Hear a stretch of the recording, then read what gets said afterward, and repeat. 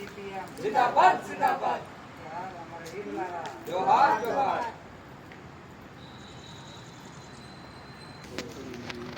CPM party all India ప్రధాన కార్యదర్శి comrade Sitaram Yechury గారు అనారోగ్యంతో ఈ రోజున కొద్దిసేపటి క్రితం ఢిల్లీలోని ఎయిమ్స్ హాస్పిటల్లో మరణించారు. వారి యొక్క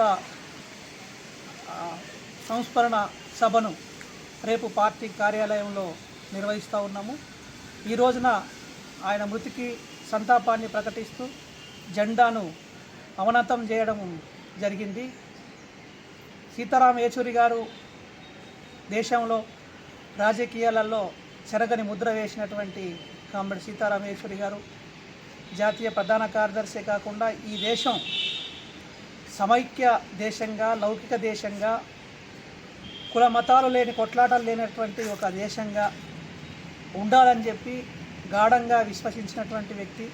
అందుకోసము దేశంలో అనేక రాజకీయ పార్టీలని ఎన్ని విభేదాలు ఉన్నా సరే ఒక తాటి మీదకి తీసుకొచ్చి ఫ్రంట్లను ఏర్పాటు చేసి ఆ రకంగా ముందుకెళ్ళినటువంటి వ్యక్తి.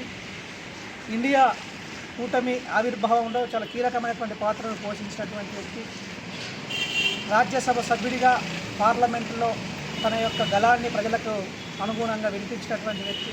అలాంటి వ్యక్తి భారతదేశ రాజకీయాల్లో లేకపోవడము నిజంగా భారతదేశ ప్రజలకు చాలా తీరని లోటుగా భావిస్తూ ఉన్నాం.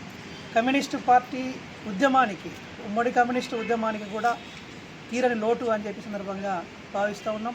ఆ కామ్రేడ్ యొక్క ఆశయ సాధన కోసం, ఈ దేశంలో కార్మిక వర్గ రాజ్యాన్ని స్థాపించడం కోసం కృషి చేసినటువంటి ఆయన ఆశయ సాధన కోసం కమ్యూనిస్టు పార్టీ సభ్యులుగా, సిపిఎం పార్టీ నాయకులుగా మా వంతు కర్తవ్యాన్ని నిర్వర్తిస్తామని చెప్పి సందర్భంగా తెలియజేస్తూ ఉన్నాం.